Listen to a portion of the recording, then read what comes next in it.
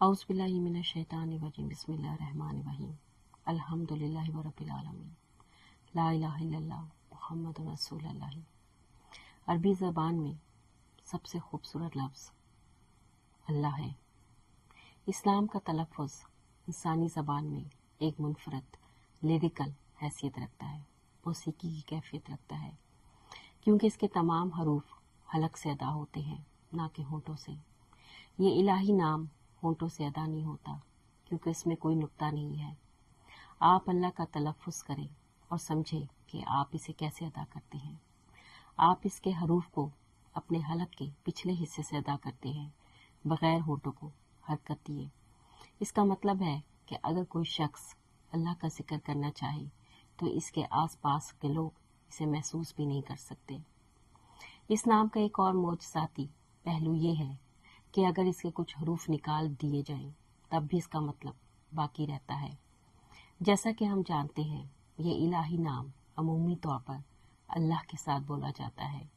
اگر ہم پہلا حرف الف ہٹا دیں تو یہ للہ بن جاتا ہے، جیسا کہ قرآن کی اس آیت میں ہے، سورہ اعراف 180 آیت، وَلِلَّهِ الْأَسْمَاءُ الْحُسْنَىٰ فَادْعُوهُ بِهَا، اور اللہ ہی کے لیے سب اچھے نام ہیں، سو ان سے اسے پکارو۔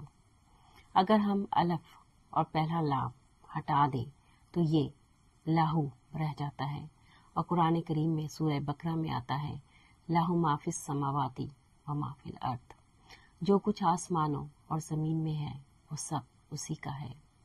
اور اگر ہم پہلے الف اور دوسرے لام بھی ہٹا دیں تو صرف ہوا بچتا ہے، جو پھر بھی اللہ ہی کی طرف اشارہ کرتا ہے، جیسا کہ یہ ذکر ہے، هو اللہ الذی لا الہ الا ہوا، سورہ حشر۔ وہی اللہ ہے جس کے سوا کوئی معبود نہیں۔